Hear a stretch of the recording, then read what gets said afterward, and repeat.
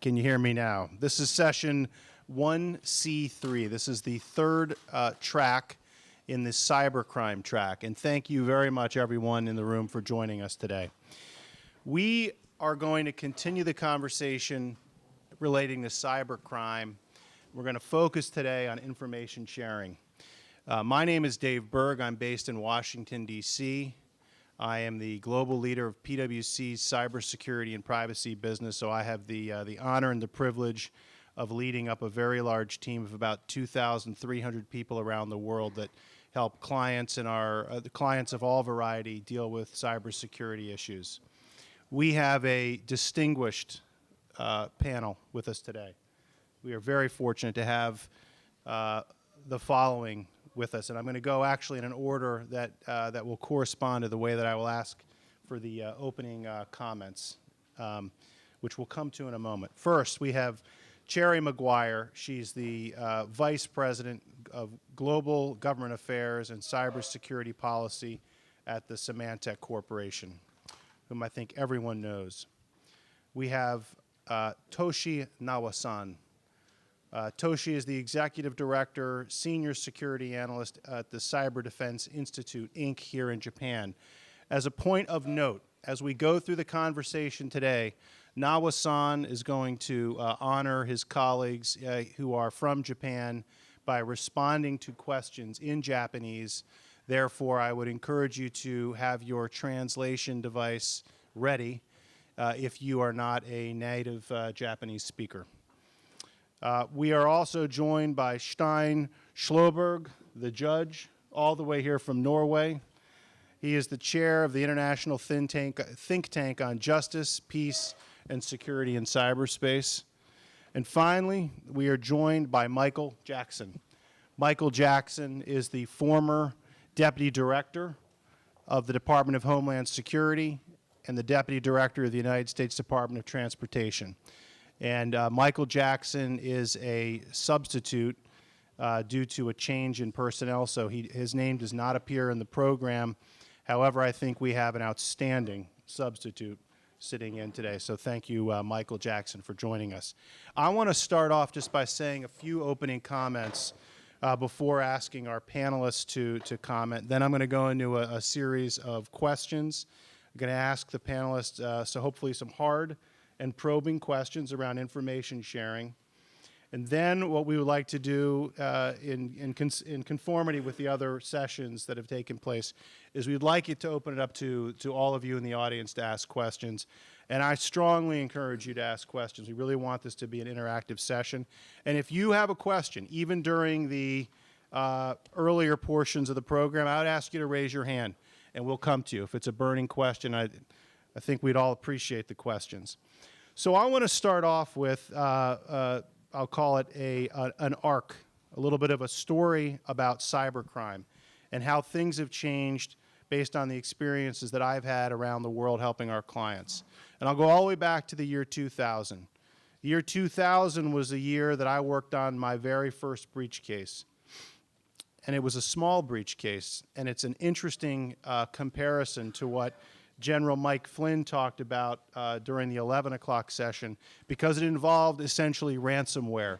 This was an attack on an online publisher in the United States, and it was an attack that the investigation revealed was undertaken by a Russian hacker. This Russian hacker compromised this company's infrastructure and demanded a ransom of $200 or he would take down their website. $200 in the year 2000. The company did not know what to do. He took down the website. The company racked up fees on the investigation that far exceeded the ransom amount. And in that case, the case was so small, the ransom demand was so small, there was no involvement with law enforcement, or there was no interest on the part of law enforcement, and there was no information sharing that took place. Now we move forward 7 years, 2007, $10 million ATM cash out takes place at one of the largest payment processors in the world. This is an extremely sophisticated cyber attack that unfolded over a 4-week period where there was 1 week of initial penetration, there was a second week of placing tools inside the environment, there was a third week of reconnaissance. During the third week, there was a tempo increase where we saw the attackers absolutely master the control environment, and I mean all the computing controls, all of the velocity controls around payment processing. They dumped account balances and also instituted a system of accounting so that they would be able to account for the cash that was taken out from ATMs all around the world. The fourth week was the attack itself, and it was astonishing because in a coordinated way, the attackers all around the world began to withdraw cash as fast as they could from ATMs. And then they stopped in a coordinated way all at once. And then they very carefully wiped the crime scene clean, and they left from the environment. What the attackers didn't discover was that there was a virtual network that had a pretty sophisticated logging and monitoring technology that actually captured an enormous amount of the attack activity. Now, in this case, in 2007, there was an extreme level of interaction and coordination with the law enforcement. This involved both the FBI and the United States Secret Service. And what was interesting is that this attack group, it turned out, had performed and really perfected their skills over years. And yet, they were so good at what they did, this was the first case where there was a substantial amount of evidence and residue left behind that was able to be examined to be able to put together the pieces of the puzzle. There was also, in this case, I think, extraordinary coordination with the FBI. So what we had in this case was a situation where there was exchange of information going one way from the victim to law enforcement. Law enforcement looked at it and passed information back to the victim organization. That combination of information exchange led to the ability to really understand the attack. And in fact, there was prosecution of this organized crime attack group as a consequence of this early type of information sharing. But think about that. In a 7-year period, you go from a $200 ransom attack to a $10 million ATM cash out that occurred in less than 24-hour period. And now let's fast forward another 7 years to 2014. 2014, very sophisticated nation-state attack on a large multinational corporation. Right from the outset, because the attack itself was detected by law enforcement in the United States, you had heavy-duty law enforcement involvement. This victim entity was very, very forward-leaning and aggressive in terms of their stance and their willingness to coordinate with law enforcement, all the way to the level where this victim was willing to share packet-level capture of information that was traversing their enterprise so that U.S. law enforcement could interpret the attack activity as fast as possible, and the victim could benefit from as much information exchange as possible. This victim went on to be even more aggressive and I think forward-leaning, and was able to actually leverage some very advanced type of hardware and software in their environment that was designed to disrupt this type of very sophisticated nation-state type attack activity. So what you have here in this third attack, 2014, a little over a year ago, is very, very sophisticated interaction and coordination with law enforcement. Now, I would argue that that last case is the rarest of cases that can occur. You had an extraordinary level of interaction where you actually had the FBI on site working with, consulting with, essentially, with the victim to help the victim recover from this very sophisticated attack. And at the same time, that law enforcement organization was taking the residue from the attack activity and they were sharing it with their broader network so that other victims could benefit from the knowledge of that attack. And yet that really is even though it's a great example of information sharing, I think it's a rare example, and it's an example where you had an intimate level of exchange. I don't know how scalable that example is. So we're here to talk about information sharing, and I just want to quickly bring you up to speed on what I think are some important events that have unfolded in the United States, and that center around the U.S. administration's efforts to create more information sharing and a stronger cybersecurity posture for the United States. And so what you may remember, and you may not, but in 2013, President Obama signed his first executive order relating to cybersecurity. And at that time, he announced the formation, or what would be the release, of a cybersecurity framework, which is known as NIST, became known as NIST 1.0. This cybersecurity framework has been widely adopted in the United States by essentially every single industry. It has also been adopted or mimicked by countries all around the world because it's the result of an extremely thoughtful process to develop an ability to use a framework to evaluate cyber security program capability across a life cycle from identify, protect, detect, respond, and recover, and also to evaluate, call it domain-level maturity across those 5 areas. That cybersecurity executive order also helped the United States make sure it had the definition of critical infrastructure defined properly. Now we fast forward to February 23 of 2015, so only some small number of months ago, President Obama came out with his second cybersecurity executive order of the United States.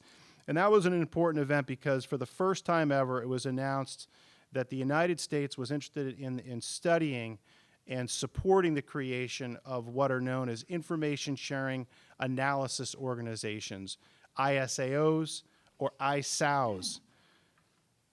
In April of 2015, PwC hosted, along with the White House, the FBI, and the Department of Homeland Security, a focus group where we had about a little over 100 participants from companies, think tanks, policy houses, and academia, a study of the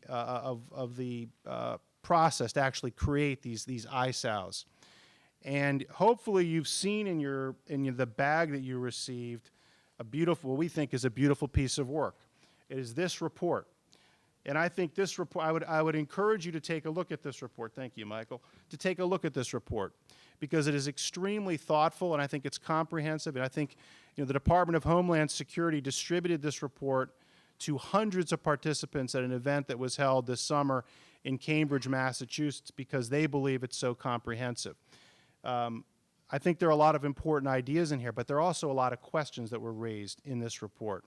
Questions that we attempted to address in a follow-up meeting that occurred this Tuesday in Washington, D.C. We had Michael Daniel there. He's the senior advisor to the White House around cybersecurity policy. And we had other members of the Department of Homeland Security. And we conducted our second focus group with about 40 companies and members from academia. And what we talked about in that discussion was we talked about really 3 things. One of them was, what is intelligence? What is information? How does that information get enriched? And what kinds of characteristics could be ascribed to information that would make that information easier to pass into these ISAO organizations?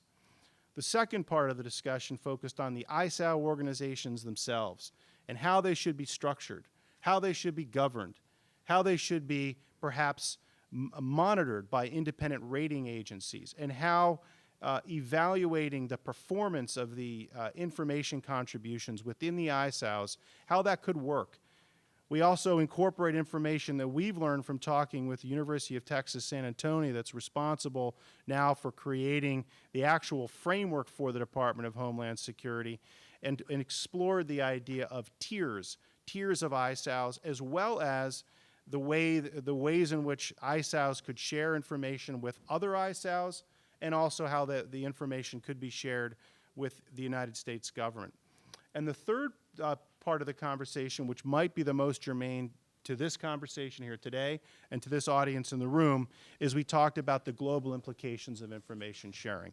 And we tried to explore how would it work for a multinational that could be headquartered perhaps in the United States, perhaps anywhere around the world. How would that information be shared with operations in countries that might be considered adversaries to many people in the room. So it was a very robust conversation, and we will, in short order, issue the second volume that will follow this report, and we would hope that all of you will take an interest in that report. And so really it's information itself that we want to talk about today. We want to talk about how can we use various types of various mechanisms of information sharing to help us combat what is very clearly an unfortunate and negative trend around both the increase in the sophistication of attackers as well as clearly the volume and the number of attacks that are occurring every single day on companies and governments all around the world. And so in that regard, what I'd like to do is I'd like to start to get our panelists very actively involved in this conversation. And I'd like to start off with asking Cherry if she could share some opening words. And I wonder if you could discuss your experiences spanning government and private sector and the gaps that you see in the alignments of goals as well as the approach to information sharing and any other opening thoughts that you'd like. So Sherry, over to you. Right, thanks, Dave.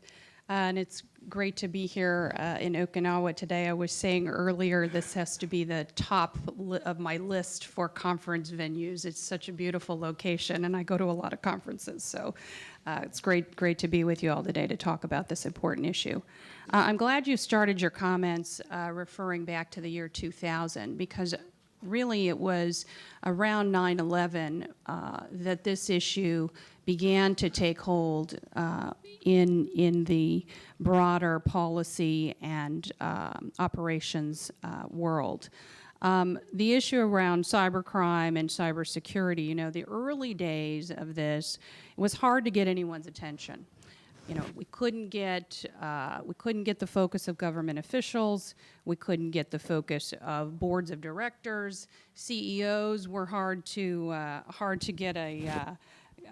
get their attention on this as well. And when we talk about information sharing, it was really in its infancy, as you talked about this $200 ransom. Which we kind of laugh about today, but it was really the beginning of the wave of cybercrime that we see today. And information sharing in its infancy back then usually occurred when something happened major to a company, or when companies like Symantec would come in to brief government agencies about our threat reports or threat intelligence that we had seen. At the time, there was great avoidance by companies to report anything due to regulatory compliance issues, liability concerns, brand damage potential, and of course, impacts to shareholders, which always, I think, are foremost in many companies' minds. There was also great reluctance on the part of law enforcement to share anything with industry. Largely because, and I remember we used to be told this all the time, even when I was in the Department of Homeland Security and we were working with our law enforcement partners in the government, we would be told, we can't share anything with you because it's under active criminal investigation. And we would say, but we need to help our private industry partners protect themselves. And the answer would still be, it's still an active criminal investigation. We can't share with you. You could damage our future prosecution potential if we give you that information. And so there was that sort of disincentive, and then oftentimes, even if companies did report, they never heard anything back. So there was no affirmative return on the investment to make that play to share information. So there really was, I would say, not even an incentive, it was very much a disincentive for both government and industry to share with each other. When we talk about public-private partnerships, ISAOs today, ISACs still today, but also of the past, there was an interesting request that used to come from the government to industry. Industry would go in and talk to government would say, give us all your data. And industry would say back, well, what data do you want? And the government would say, well, what do you think's important for us to have? Or just give it all to us. And we would say, well, industry would come back and say, well, all of it is, X zettabytes of information. That's not possible, and you don't want all of it anyways. So give us some tips of what you would really like to see. So flash forward 10 years now, and where we are is that industry and government attitudes have very much shifted. Not only on information sharing, but on the collaborative fight against cybercrime.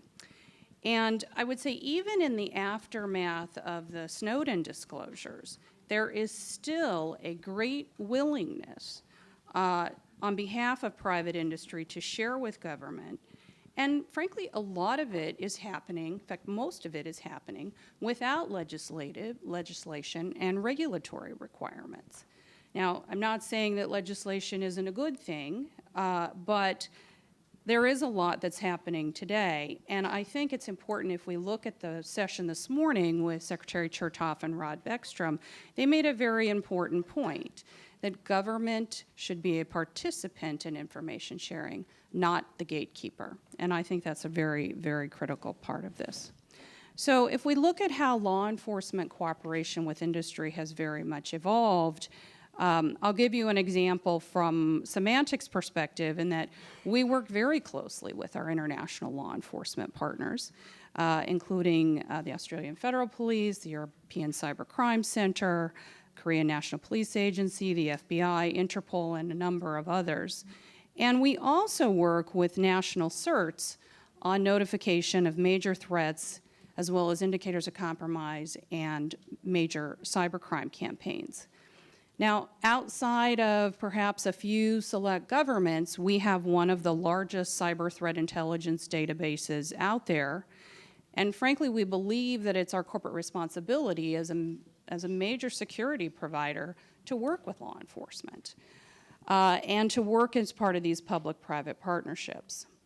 So I want to emphasize, though, that we're not just focused on governments, because we tend to focus, I think, very heavily on just information sharing, industry and government. There are a number of very dynamic and successful models for private-to-private information sharing.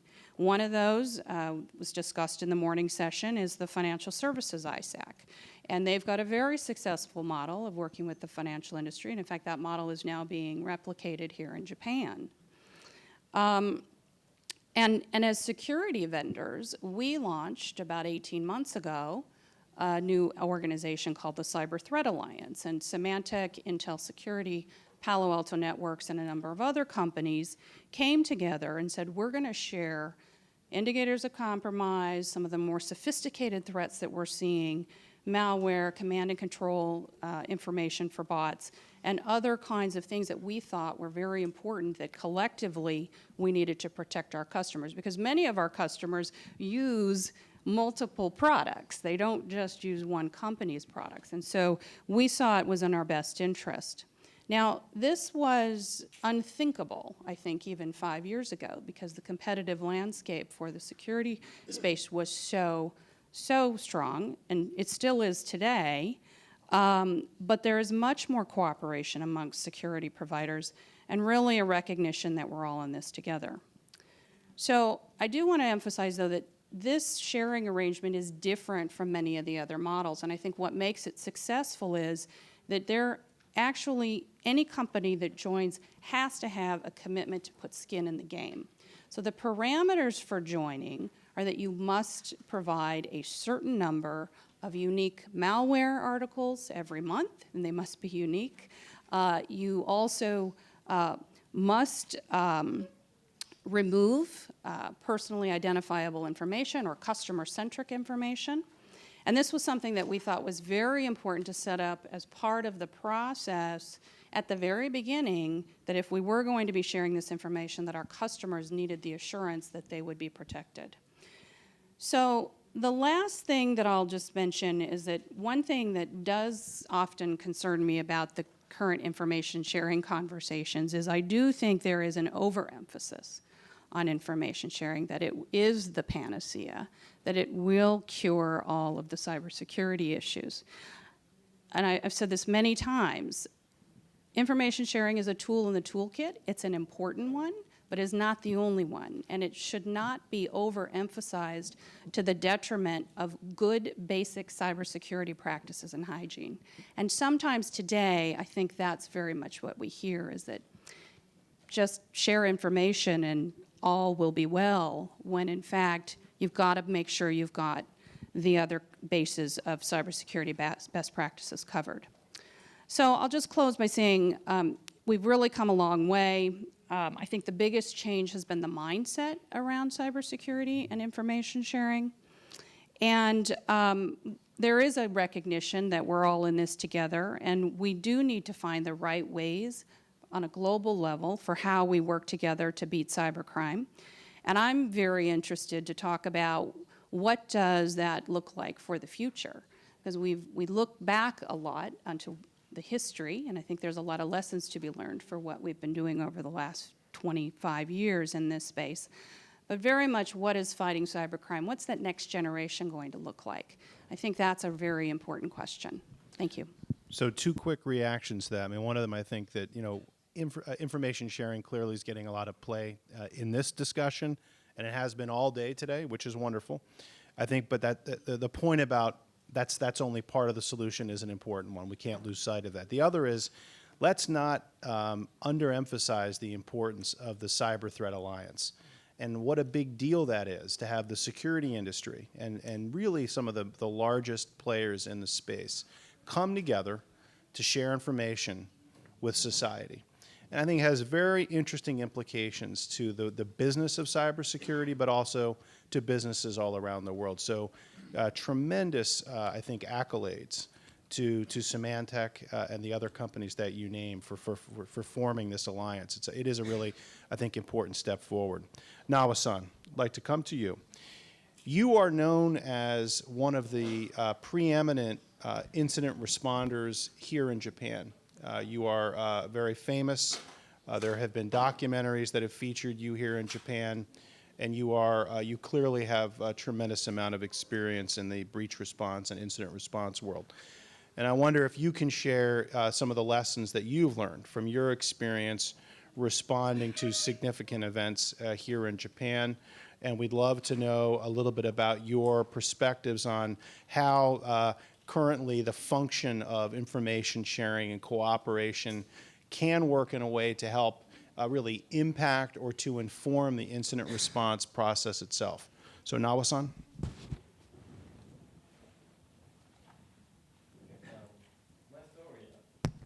My story is very complicated, so forgive me to use your interpreters. Please put in your receivers, please. I speak in Japanese. Yes. This is the English channel. This is the English channel. Thank you very much. I'd like to proceed in my mother tongue. Today from morning, we've listened to various presentations, and one thing came to my mind is that discussion concerning the framework of information sharing. There has been a lot of discussion, but why is it the organization tries to go into information sharing? What was the triggering point? And there was not a presentation of a successful model. So in order to activate this discussion, I should like to talk about my experience and how information sharing is used in incident response, and the success experience as well as failure experiences. And let me talk about the realm of my activities. The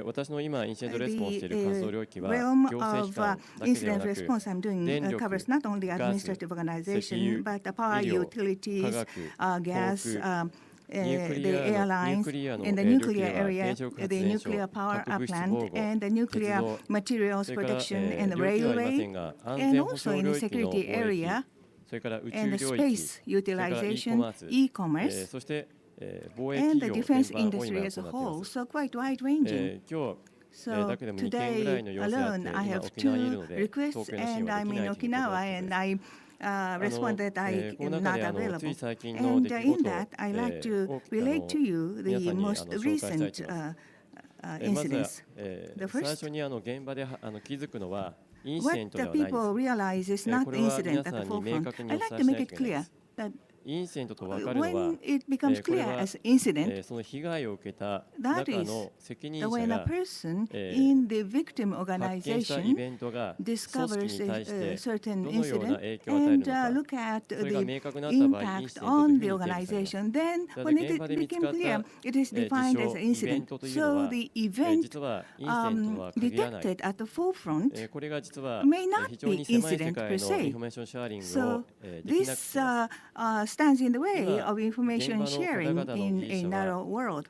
The engineers at the forefront of the activities are trying to detect a cyber attack with a lot of efforts, but not everyone detects 100%. In many cases, they discover a wrong ones or detect wrong ones or make mistakes in identifying that. In other words, the human errors stands in the way and cannot really detect what the incident is about. And so the information stops there in the field. And before that, if there is a information related to the incident from a different team or from a different organization, or information is collected in a government organization or intelligence community, if the information is provided in advance, then it will be quicker and easier for the engineers in the field to make judgment. And with the higher degree of accuracy, the estimate is possible. But in the actual field, I have been involved, there have not been any such experiences in advance. And so they are feeling at a loss. And the true incident would spread the damage. In another case, if there is a suspicious case of incident and is reported to the boss, the person in the field and in charge may think it is a part of a defect or a failure. Or I've not heard of this, so it could not be an incident. And so hesitant about uttering it as an incident. If the person responsible in the field have the similar experiences or have the relevant information, that person may be able to pass the correct judgment. But it's a matter of availability of information there. And the next step is that when the person responsible considers it is a matter of major impact, then it is escalated to the management. And then the management, upon receiving the report, they are a naked king in a way. And when the report comes all of a sudden, do not know what to do and at a loss, and cannot tell what's actually happening.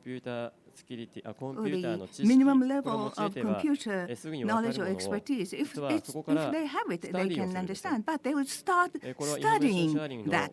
So it should happen prior to information sharing, you see. On the part of management, without the knowledge of similar cases or no experiences of similar cases in the past, and then no knowledge of passing judgment about what it means. This technical information only comes from the field, and management can only understand that with the comment of the operations, but maybe only in Japan, and I like to invite the comments from other countries. But the management, also the management, when they first utter is that just try to resolve it, to come up with a solution. That's the order management gives out.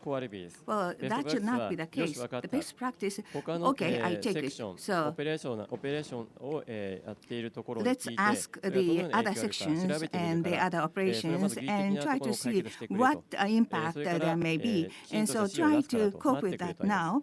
And then before that, we'll come up with the solid decision. But there are some, but not many, have this clear process. What I related to you is the every step of the case. Incident happens and the event sorted out and escalated, and decision makers at each level, from low level to high level, those decision makers take so much time in Japan in passing the decision. So, security experts looking at the whole process want to have the information in advance. as much as possible appeal to the industry, or maybe competitors or other companies in the same area, or appeal to the government organization to be able to have the information in advance. But listening to the discussion, there has been a very good discussion in good cases. But in actual situation at the forefront and field, the actual useful information sharing is not happening in Japan, I would say. So at the outset, I just wanted to relate to you my experiences and how information response could be used for initial incident response or not. Thank you. So Nawa-san, I think that what you did is you illustrated just how hard it is to go through an incident response. You talked about some of the challenges that occur among various functional areas inside an organization. I think you also make the point that this is one reason why cyber attack and cybercrime response simulation is so darn important, because it's when you're in the heat of the battle and you're trying to make sense of so much information, sometimes it becomes very difficult for executives and for businesses to make smart decisions. So I think that's very, very insightful. Thank you, Nawa-san. I would like to turn to Judge Schulberg, who is a professional who has quite a bit of I think experience and examples of information sharing that have occurred on an international scale between nations. So I think that's very important, background information, and we're interested in hearing it, Judge.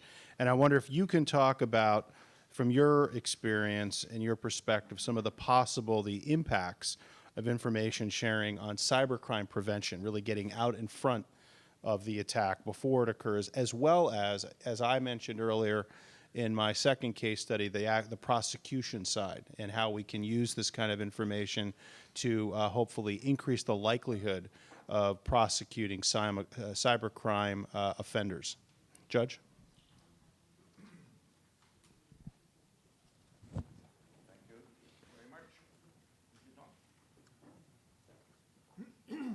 My name is Stein Schulberg. That's enough. Here we are. Okay. And I've been involved with computer crime since 1976. So it's a long time. And I appreciate very much that I was invited here to Okinawa on this occasion. I have been involved in the international work on or combating cybercrime since that time. And we got the name Cybercrime around 2000. And therefore, it's very nice to look back and give you some examples in this framework to share information and threat intelligence. Of course, we have several examples I can give you, and I will give you some examples from law enforcement and some examples from the private industry. But first of all, some opening remarks. Preventing and combating cross-border and cross-regional cybercrime demands coordinated and collaborative public-private partnership across nations. A partnership for the investigation and prosecution of global cyber attacks and other serious cybercrimes should include working together in a strong partnership with the private sector and academia in order to coordinate, integrate, and share information for the prevention and effectively combating global cybercrime. The platform may be based on a memorandum of understanding and include the coordination and open sharing of knowledge, information, and expertise between members of the partnerships that may result in fast and effective investigative measures. But a partnership should avoid dealing with classified information in order to share information and knowledge more freely with the private sector. The most serious global cyber attacks and other serious or the most serious cross-border or cross-regional cybercrimes in the recent years have revealed that very few have been investigated, prosecuted, and sentenced for this. The first law enforcement I will mention is, of course, Interpol.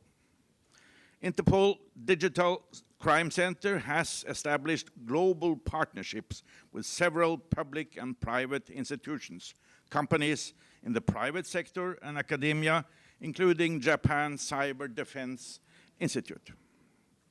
Interpol understands that the cyber expertise in the future will be external to law enforcement and are found in the private sector and academia. The second law enforcement I will mention is Europol. Europol Cybercrime Center has signed partnerships agreements with almost 30 private sector companies and academia from around the world, initiating cooperation in fighting cybercrime. Europol organized The Hague in The Hague in September, October this year, the third Europol-Interpol Cybercrime Conference. The conference was attended by more than 350 cyber experts from all around the world, including many from the private sector and academia in multi-stakeholder cooperation frameworks. Several of the speakers were also representing private companies, such as Barclays Bank, SNS Bank, Symantec Corporation, and Microsoft. And the next conference will be held in Singapore in 2016 by Interpol. The third law enforcement I will mention to you is FBI. FBI has established its iGarden based on the cybercrime threats challenges and are engaging trusted public-private partners in information exchange together with law enforcement and intelligence communication. iGuardian is a secure information portal allowing industry-based and individual partners to report cyber intrusions incidents in real time. The FBI partnership with the National Cyber Forensic and Training Alliances is a key framework in protecting cyberspace and ensuring a safer future for US citizens and countries around the world. Vital partnerships like this have become an international model for bringing together law enforcement, private industry, and academia to build and share resources, strategic information for the prosecution, for protecting cyberspace. And so the UK-based International Cybersecurity Protection Alliances, ICSPA, is a business-led private organization. So it's business, the private sector, who organizes this, comprised of a large UK companies and multinational companies.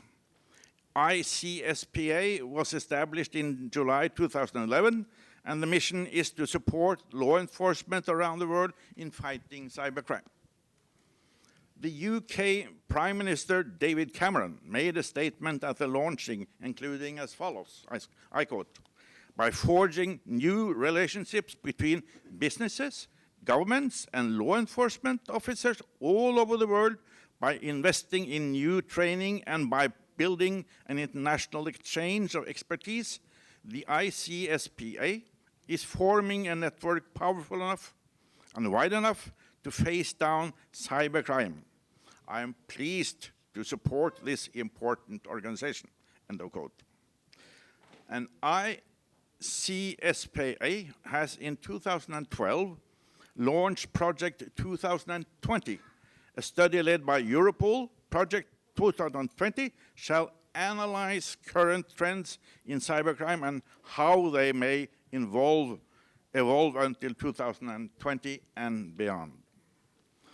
The third, or the fifth partnership, but the second private one, is Microsoft. Microsoft has in 2013 established a Microsoft Cybercrime Center in Redmond, Seattle. Microsoft has described it as a center of excellence for advancing the global fight against cybercrime. It has working cybercrime labs, operation and training rooms, and secured space for Microsoft partners. Microsoft has established partnership with a variety of partners across industries, including the global security community, law enforcement, academia, and key stakeholders, key policymakers, I mean. The Cybercrime Center is the headquarters of Microsoft Digital Crimes Unit, an international Microsoft team combining legal and technical expertise. The Digital Crimes Unit is working with customers and partners in a secure state-of-the-art facility, and is also organizing the Digital Crimes Consortium for cybersecurity of professionals from all around the world. Next year, it will be in Vienna, Austria. According to available information, the Digital Crimes Unit team comprises of more than 100 lawyers, investigators, business professionals, and forensic analysts based around the world. And some words about the global aspect. It is necessary to make the international community aware of the need for a global response to the urgent and increasing cyber attacks. Cyber attack against critical information infrastructures of sovereign states must necessitate a response for global solutions. Even Interpol cybercrime investigation are up against geopolitical conflicts, cross-border legal differences, and data sovereignty policies. It is informed to us that when their investigation reveals that cyber attacks are state-sponsored, or there may be state actors involved, Interpol backs away from that. Another complication is that some countries have implemented data sovereignty laws that control the transfer of various kinds of information across borders, or mechanisms that can retain control or who has access to the information. So something must be done. We are a small working group of global experts that have approached the United Nations organization ITU and the Swiss government with a proposal for development of a new global agreement in establishing a Geneva Declaration for Cyberspace. The proposal has only been discussed so long on an informal basis. The development of a possible Geneva Declaration for Cyberspace should include a common understanding of the need for a global framework on cybercrime that may be a framework for peace, security, and justice in cyberspace based on standards for international cybersecurity measures, international coordination and cooperation through Interpol in investigating cross-border serious cybercrime, standards for global partnership with the private sector for the investigation and prosecution of serious cybercrime, harmonize cybercrime laws, establish an international criminal court or tribunal for cyberspace. I would like to conclude my opening remarks with the quotation from Lord Levine, the former chairman of Lloyd's. He made the following statement, I quote, "A discussion of digital risks should be on the agenda of board meetings everywhere as cyber attacks become more frequent, more creative, and more disruptive. Cybercrime is an international business aided by those countries without legislation framework to tackle it. If we are serious about combating cybercrime, we need to increase international communication and collaboration between governments and businesses and move towards uniform global regulation." End of quote. Well, Judge, that's, I think, an important international perspective, as well as I think it's important to highlight some of the challenges that are out there around coordination between law enforcement, corporates, and other government entities. I think you hit on something that's quite important. I think it's germane for Michael Jackson, and that has to do with dealing with classification as being one of the other challenges that we face. And so, Michael Jackson, in your experience in the administration in the United States, I think you served at a time of really great importance, I think, and great turmoil in the history of the United States and really in the history of the world after 9/11 in 2001, as you were part of the initial team that helped to build and to stabilize the Department of Homeland Security. One of the things that you had responsibility for was helping to create information sharing mechanisms among many government entities, law enforcement, intelligence, and otherwise. You also had to deal with various and similar kinds of challenges when you stood up the Transportation Security Administration, TSA, in the United States. And so I wonder, based on the experience that you've had, because I think there are important lessons that can be learned from the past, and when you juxtapose those lessons to what we're talking about today in terms of these cyber crime and information sharing needs that we have, what are your views around dealing with the classification kinds of issues, as well as coordination among many parties? Well, thanks, Dave. I'm really grateful to be with such a interesting and focused group of people. You don't have to start by saying, hey, there's this problem about cyber crime, and here's how it works, and here's the things that are all broken. So let's just let's just posit all that and say that no hand wringing about it, but I think that we have this pervasive and growing and extraordinary risk that we have to come to grips with. And I would also say that I think that we haven't seen the end of it. I think we still have a period of growing risk, and we're not like getting better right now. We're in the still have serious problems. And having said that, as a starting point, I'm a fundamental optimist about the ingenuity and the focus and the brilliance of the community of people that have to come together to face this problem.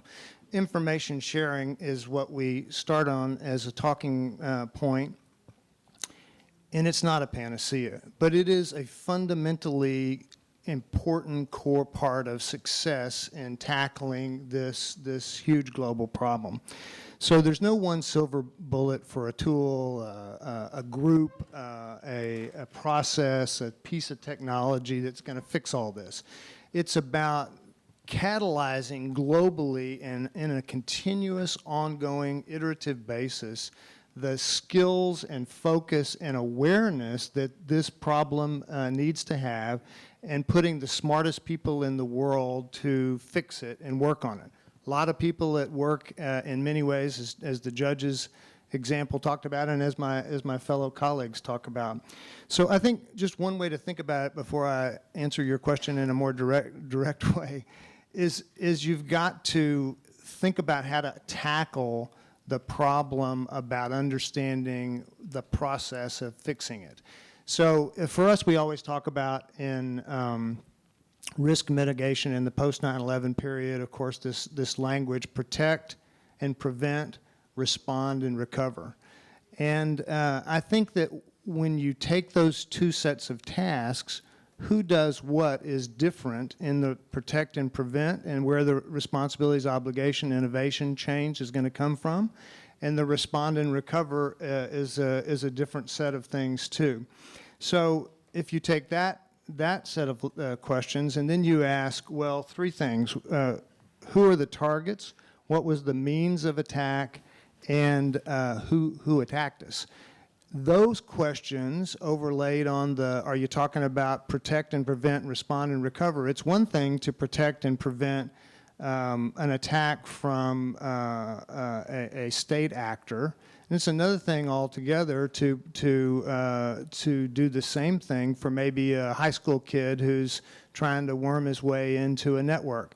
Doesn't mean that won't be awfully bad news, but the way you deal with it and the nature of the crime is going to require that you focus on whether it's a criminal network, whether it's a hacktivist network, whether it's a terrorist attack, or whether it's a state actor.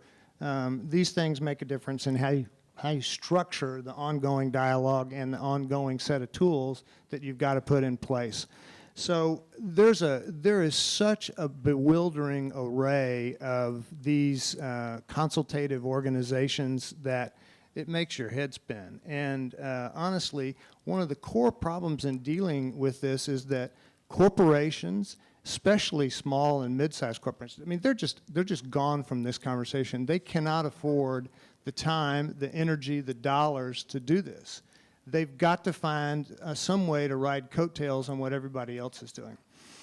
But in the larger corporations, I think we'll find, and in a lot of private sector startup companies that are and early stage companies that are focused on this problem as their raison d'etre, this is where we'll find the bulk of the way to deal with these issues, I think.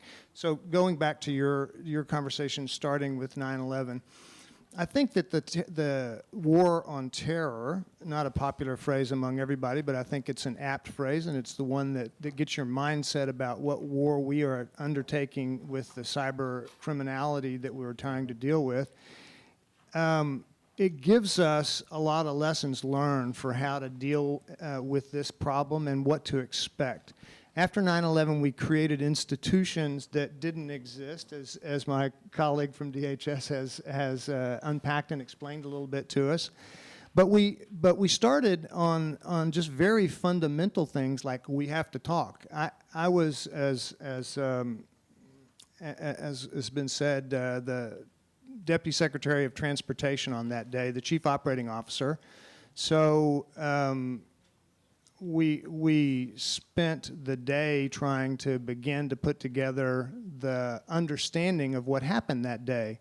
And when I was evacuated to one of those famously undisclosed locations where I found, the Supreme Court and congressional leadership and a bunch of other guys and gals walking around trying to figure out what the heck happened. Same sort of response that you have when you first find the start of a cyber attack. Everybody's walking around saying, what the heck happened? So we had to invent, in this cyber battlefield with criminality in the cyberspace, we're having to invent ways to communicate in an effective, efficient, rapid, and innovative fashion. We started by just calling up all the CEOs of all the airlines and getting them on a conference call and said, well, what the heck do you guys know about what happened today? Here's what we know. Here's what we don't know. Here's what we're worried about. We're dropping all the planes down. Nobody's flying. We don't know when you're going to fly. We don't know what's going to trigger the change to open back up to normal operations.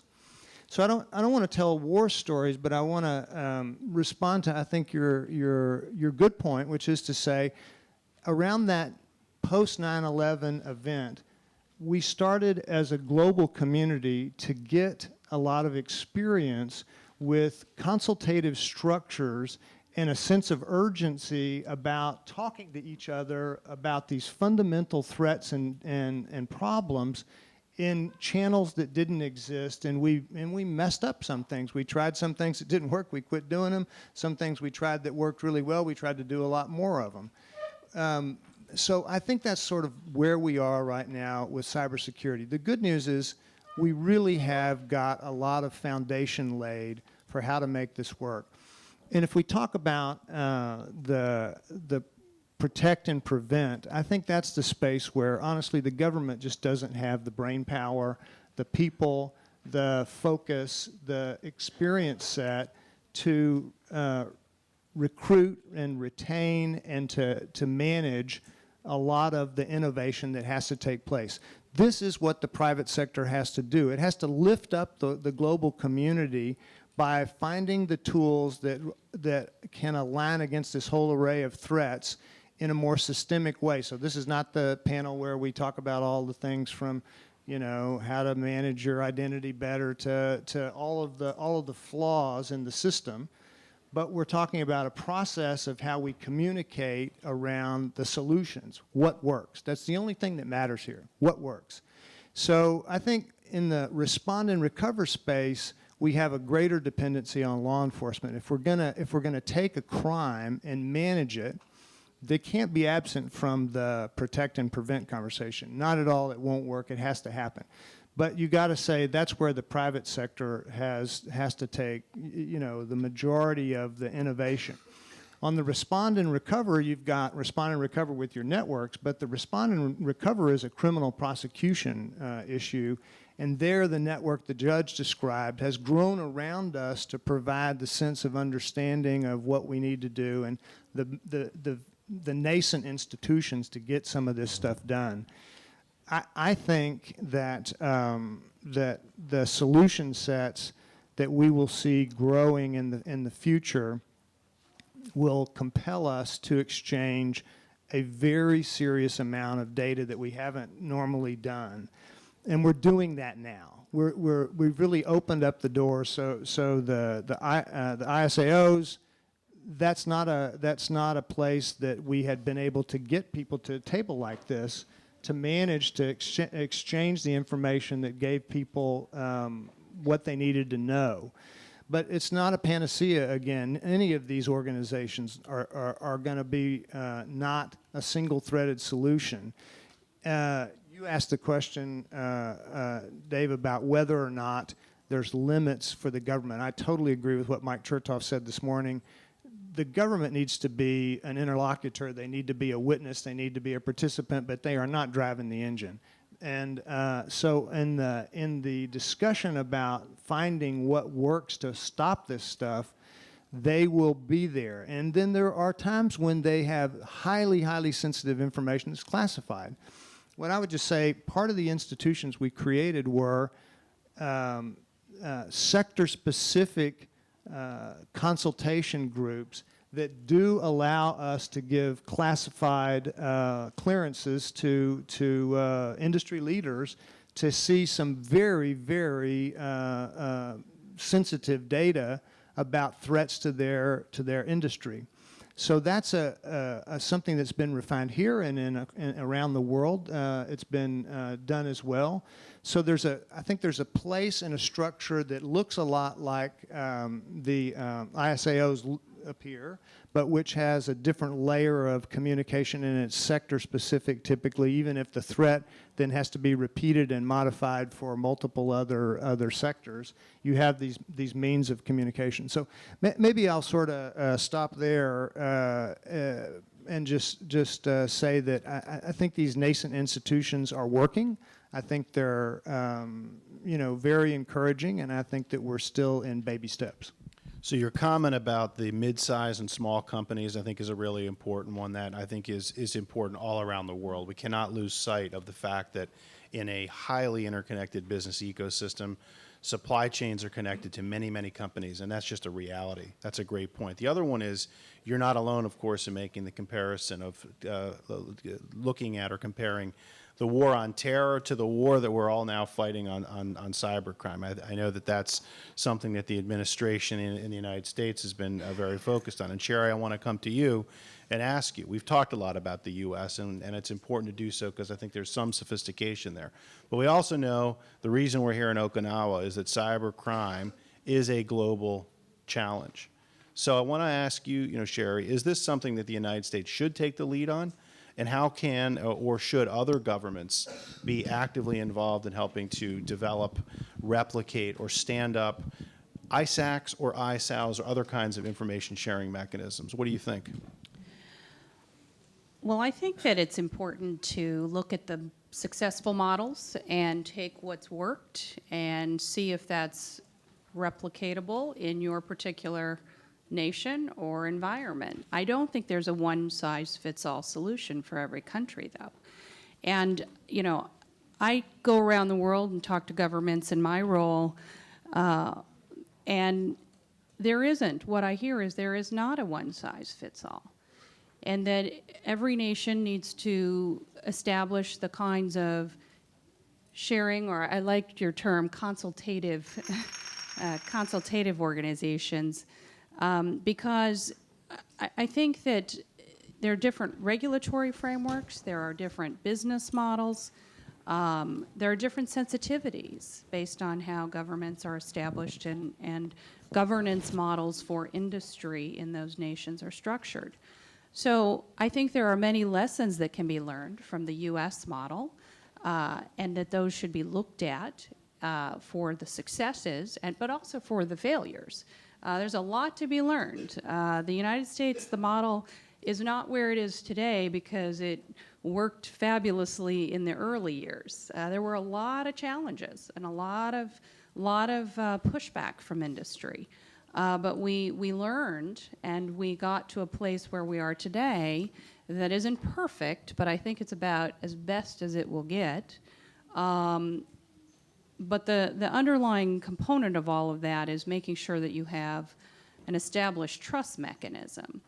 And certainly we saw in 2013 that trust between industry and government in the United States was upset radically after the Snowden disclosures. And now I've said his name twice. But that was a turning point for industry working with government in the United States, because there was a view that some companies had come and participated in information sharing and other kinds of engagements, or were compelled to do that by the US government, by law, and that those entities now were somehow being penalized for that in the global IT trust space, and not for without reason. But that was a significant turning point.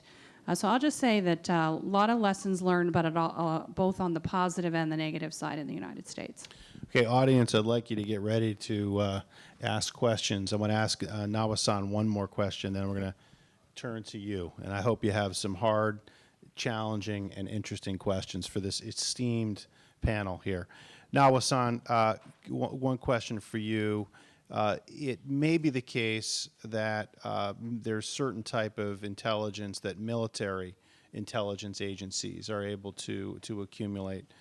How does, specifically, how does the incorporation of military intelligence into any kind of an information sharing mechanism work, given some of the challenges that we do see from a classification perspective?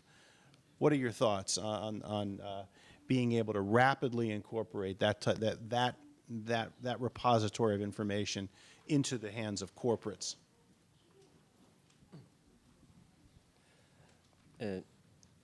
I will speak in Japanese.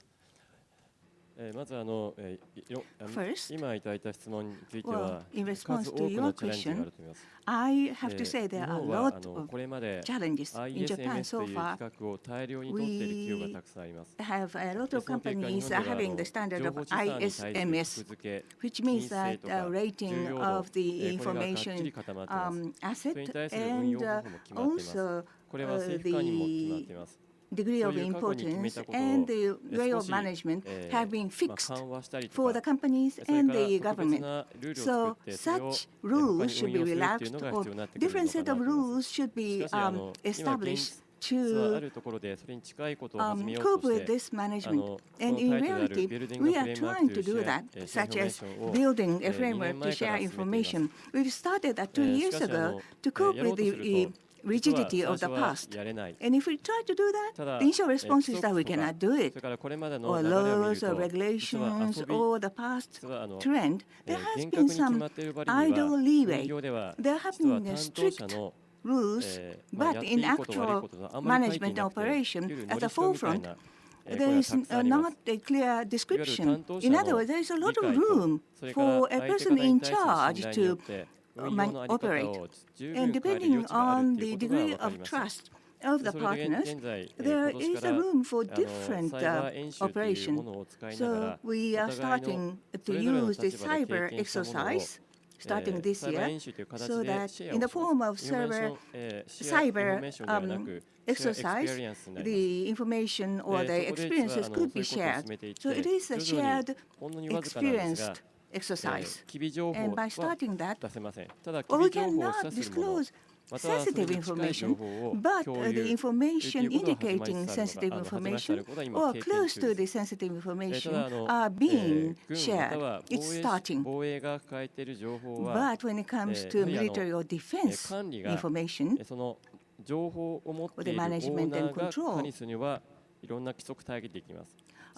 be done by the holder owner with the organizational regulations. But when it is transferred to partner, there may be some uncontrollable aspect away from the rules. And we do not have laws and regulations in the upper layer to control that. So only thing we can look to would be a mutual trust, but the information asset rating, grading, and so forth, at the moment it is not possible to disclose the defense information at the moment. And there is a intelligence community, the 5-1 was referred to, and there are principles of need to know, and also face-to-face meeting to nurture trust is being done, and we are trying to establish such framework or mechanism. But then when it comes to which model we look to, we do not have enough knowledge or experience yet. And listening to your presentation, I gained various ideas a hint. But in Japan, this step has just begun, and we do not have the clear future picture, but US or other countries are ahead. So we are going along the same direction. Therefore, I'd like to solicit your advice and support to Japan and other countries in this regard. Thank you. Yeah, interesting. And I think that this group here certainly will support the notion of international information sharing. So I'd like to open it up to the audience for questions. I see one here, I see one there, and we will work our way around. I am Ichita Yamamoto. I hope you will understand my language, which is very similar to English. I try to speak very slowly and clearly. I am the former minister in charge of Okinawa and IT. I'm very happy to participate in this conference, which I myself proposed 2 years ago when I was a minister. In the ruling party of Japan, LDP, which I'm belonging to, we have been discussing if we should create the intelligence organization like CIA or MI6 in Japan, which has not existed. At this moment, we have no counterparts of CIA, MI6, and other similar intelligence organizations in France, Germany, and also Australia within the government of Japan. As most of you mentioned, there is no doubt that global information sharing is quite important to tackle with cross-regional cybercrime. So my question is, do you think that the creation of such a kind of intelligence organization in Japan will promote Japan's collaboration with other governments in the field of cybersecurity? Since I am one of the policymakers, I'm always concerned about collaboration among governments. Or you think, we had to better spend the government's money for different areas? I'd like to ask your opinion, your comments. Well, first of all, thank you for your idea to hold this conference, because I think it was a great idea. It's been a great conference so far. I don't want to put any of our panelists on the spot. I know where I think I would go with this question. I might go over here to the gentleman on my left. I might go to the judge here to my right, and I might go for some perspective from Japan. Does anyone want to tackle that question first? Michael, do you want to go after that? I'll do it in a way that exempts me in an elegant fashion. Clever. Which is to say that there's no one organizational structure around the globe that needs to be adopted And in each country, there is a culture, there is a history, there is a long conversation which, frankly, everyone else outside your country needs to respect to allow you to decide how best to manage your business. The point about having the capacity to understand the cyber criminal and cybersecurity issues can, I think, be organizationally addressed from many different perspectives. But Japan has made a serious commitment to work in these areas, and I think that your choices about how you structure your institutions are up to Japan and not for someone like me to say. But it just is to say that you've been a great partner globally, and you can do that and continue to do that in an institutional fashion that best suits your culture. Judge, do you mind commenting as well, maybe from a legal perspective? From a global perspective? Global and or legal. Sure. Yeah. Well, we must remember the remark this morning from the diplomacy, dialogue. It's very, very important that countries are coming together and talking from each other perspectives and try to develop some kind of standards for instance, like this sharing of information. So it's very important that Japan will continue to be working together with other countries to develop. I must admit the best level is the United Nations level. One has tried several times, but do not give up. Try once more. It's, we like to use the Kyoto agreements, possible as an example. Do not give up. Think of your grandchildren. Thank you. Nawa-san, do you want to comment as well? I am speaking in Japanese.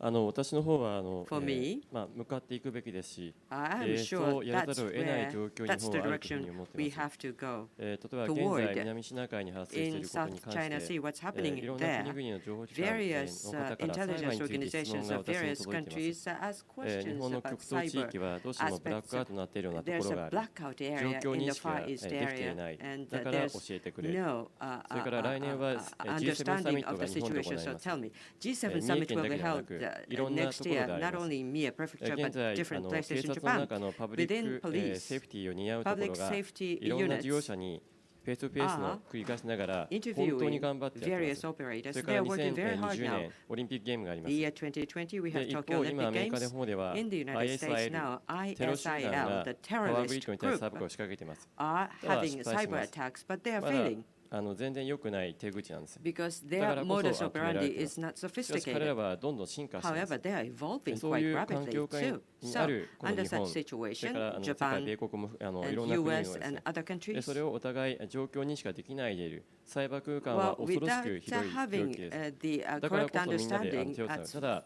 これを not a very good 表立ってやると、どう situation because しても cyber 知っちゃいけない方に手を言って security しまう。 covers a wide range of これは things.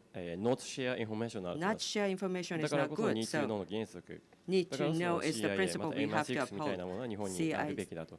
実はこれは作りたい、 MI6作る and べきだ CIA, 作ら that ざる kind を of 得ない状況になっているのか organization な。 have これ to が私の exist 意 in 見です。 Japan, and we have little choice in Japan but to create such organizations, in my view. Thank you. Thank you, Nawa-san. Why don't we go on to the next question right there? Thank you very much. My name is Noboru Yamaguchi. From Sasakawa Peace Foundation. My background is military. I spent 35 years in green uniform as an army aviator. Another optimist.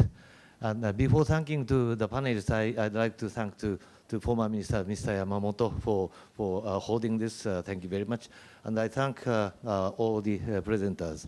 And my question may go to moderator. You talked about nation-state attack against big corporation. That sounded me quite scary.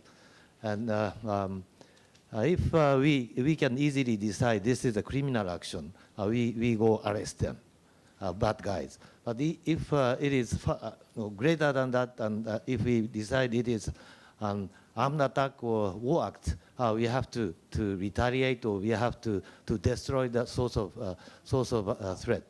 So in the future, we might have such kind of situation. And how would you decide whether it is a criminal action or war act?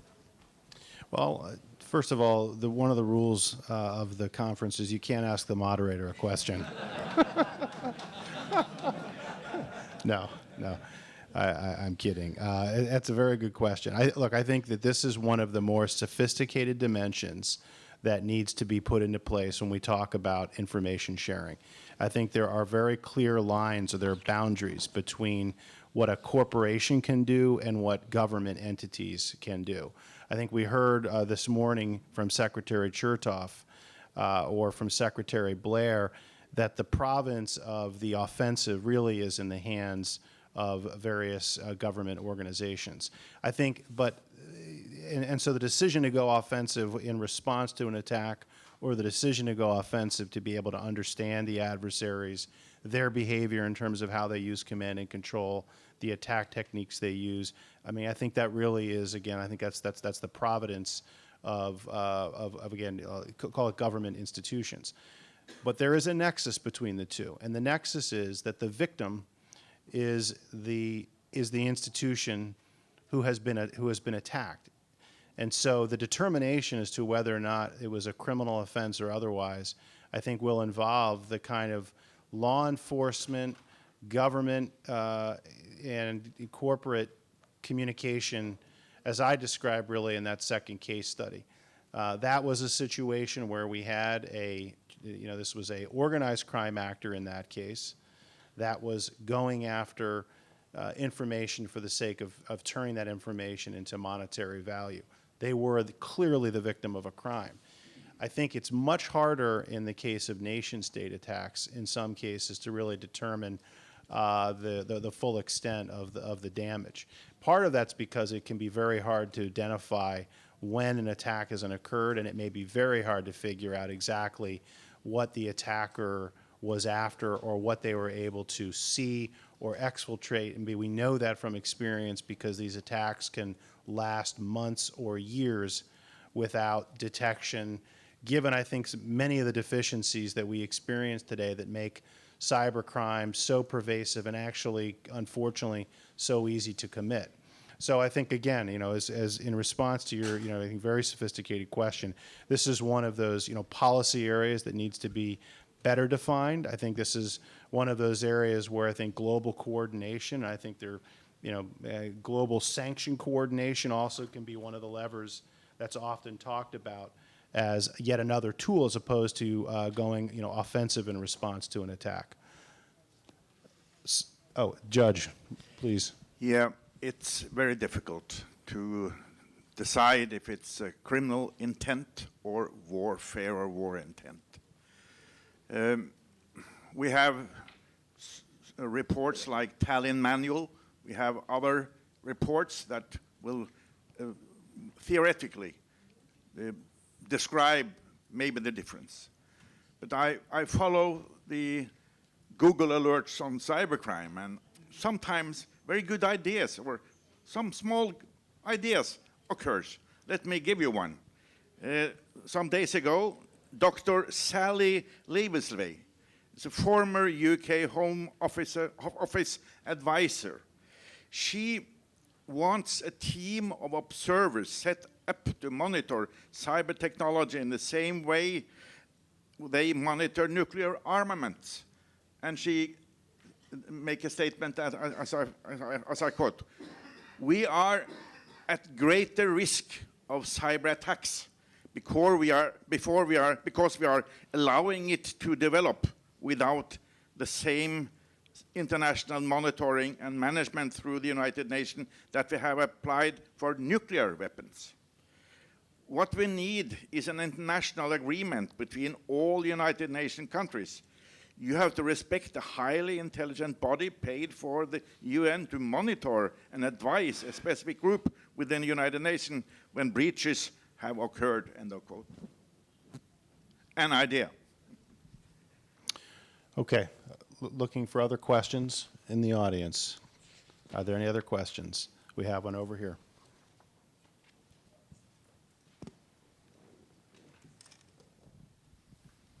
Thank you.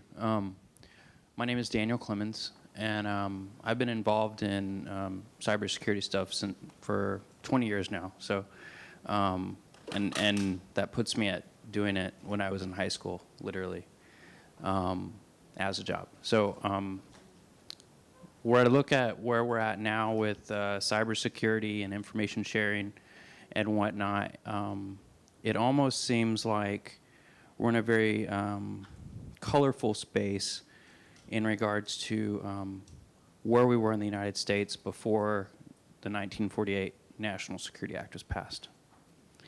And I say that in the context of we have a lot of different information sharing bodies between private sector and government and commercial and all these different areas, but there seems to be a lacking of verification in who some of these people are. For instance, people that are being placed into Interpol jobs or Europol jobs or an FSI SAC or some position where they're gaining more information in intelligence. Where is that being vetted of who those people are, where they came from, and where is the information that they produce being verified? Like for our company, we've done a lot of research into other companies just to see who works there, to see what possible ideals are being pushed out of those companies to other customers that we may be impacting as well. And some of the results are surprising because it seems like there may be possible intentional placement and intentional narratives placed into areas where that intelligence from a company is not verified and pushed into government. Do you guys see that as a threat? Is there a way to augment that in a bidirectional fashion? Because it just seems like a very sensitive and curious and vulnerable state on both sides if there's not a verification process going forward. Great question. So Secretary Chertoff, I think very smartly said this morning that cybercrime isn't a technology problem, it's a human problem. So you're accentuating the human being and the individual, or potentially the insider's involvement, either in terms of perpetrating cybercrime, or you're talking about even a higher level of sophistication, placing a human asset inside any variety of information sharing apparatus in order to potentially disrupt or mislead, et cetera. So to the panelists, would anyone like to direct or respond to that question? Nawa-san, are you giving me a yes? Or Cherry? Cherry? Sorry. I think there's two aspects to that. I mean, the insider threat issue is as old as time, whether it's traditional means of theft inside of an organization, or it's along the lines of cyber intelligence. So when it comes to information sharing organizations, one of the foundations that is so important is that the community of individuals that are members actually vet the other members. And there are some regimes in place where you can't get into the information sharing organization unless you have 3 referrals and affirmations that you are who you say you are and that you're a good contributor and that you uphold the values of that particular group. On the flip side, to the other side of the equation when it comes to insiders, I mean, this is where technology actually can help. There are many tools available. I mean, we make them, other companies make them, that can help identify insider threats based on where individuals are moving within the network, what information they have access to. I mean, access controls is a huge aspect of that. So I think the point is a really good one in that you have to be cognizant that insider threat always is a potential inside of your organization. You have to set up the processes and the technology to help eliminate that. So we have about 2 minutes to go here, and I guess what I'd like to do is pose a final question to each of the panelists to respond to. It's the same question. And the question is, will this problem be solved in the next 5 years? And let's be optimistic and say that it will. And if you disagree, you can just say that it won't. But if it will, why will it be solved in the next 5 years? Michael? It won't ever be solved completely. You can minimize risk, but you can't eliminate the risk in this space. And I do think that we will make very substantial progress in the next 5 years. And I think it will be animated by innovation in the private sector that gives us end-to-end solutions where you're really using the power of very sophisticated cloud computing to manage and to help enterprises run their security regime in fundamentally different, innovative, and cost-effective fashions. So we'll see big change. It will come mostly from the entrepreneurial innovation here and the computing power of the cloud. And the risk, however, will not go away. Sherry? Agree. This will not be solved in the next 5 years. We didn't create this issue in 5 years. This has been a growing concern for many years. I think we're just getting truly serious about it in the last several years. So it's going to take some time. And we didn't create the internet and all of the technologies that run with security in mind. And so we're now in a situation where we have to try to address it on the back end, and it's much, much more difficult. I think the thing that I worry about the most in the future is the Internet of Things and what additional risks that brings. Great innovation and wonderful applications coming and that are here, but new risks that we haven't even begun to address. So let's build security in there now rather than wait so we don't have this same issue. Nawa-san. I work in depth. Japanese, very short. 私も同じ意見 Thank で you. す。 I share the 今 same view AI as the とか previous speakers. IoT、 AI M2M and が非常に多く IoT なっ and ています。 M2M, there are lots of マ things シンは非常 emerging, にスマートになって increasing. います。 Machines have 私たち become はそれ so に対して smart, 非常に依存してい but ます。 we depend で、 upon 5 those 年 smart で machines. 人 In 5間は years, 逆に human beings スマートじゃない方に向かっているような might 気がします。 not go to the このマ smart シンは way. よく We わからない actually とか degrade. なります。 We say, それか oh, ら we don't 人 understand 間の this カルチャーと sophisticated か new それや machine. るには The 5 human 年は非常 cultures に and 短すぎる things, と思います。 the 5 years is too 次 short の to ジェネレ solve ーシ all ョ these ン、 problems. 次の We 世 have to 代の wait 方 for the にいろん next な文化を植え付 generations ける。またいろ because んな they get the new カスタムって culture 言いますか、 and the 習 new 慣を植え付けるに custom は and the ど new うしても habits. 人 But 間 this が大人にな new るまで way のプ of ロセス、20 people 年ぐらい will 必要 take なの long か time, な maybe というふうに 20考え years てい in ます。 order for the next generation to fully grow up. Judge? I agree. I don't think it will be solved within 5 years. But the main purpose to start dialogue, start discussing, start producing is prevention.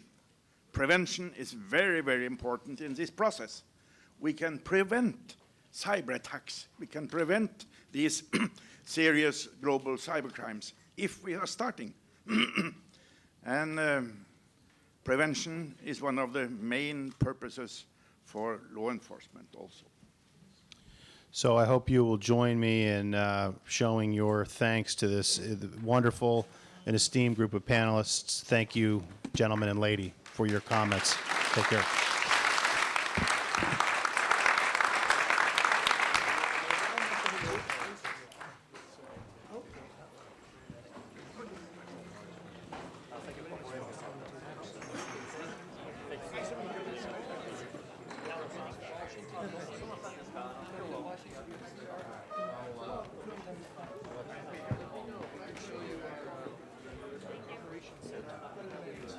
Hi, David.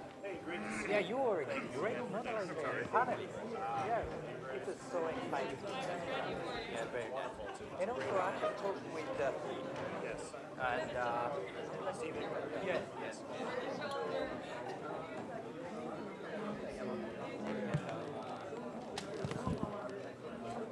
Oh my God, I lost my precious necessity. Is James here? Yes.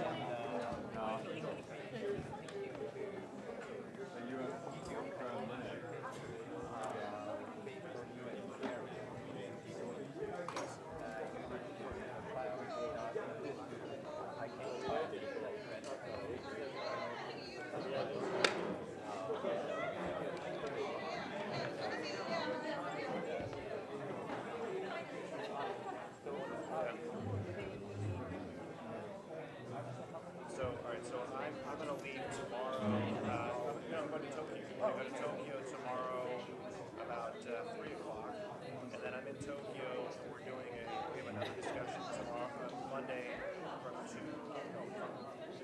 3 to 7 p.m. So I have a lot of time Monday morning. I don't know if you're going to go back up to Tokyo or not. Yeah, go back. Steve as well. Jack, my partner, Jack Johnson. This is one of the gentlemen who goes around foreign affairs in Japan who I mentioned to you, Jack. Oh, yes. Who's worried about the G7. And we were talking about, Jack is a former 20 or so years in the United States Secret Service, Department of Homeland Security. He leads our team right now that services the U.S. United States. He was involved in helping us prepare for that G20 that we did with his main scheme. So I just wanted to introduce him to you because I think there's clearly a need to prepare for it. Yeah. At the Yoshiyama, Deputy Chief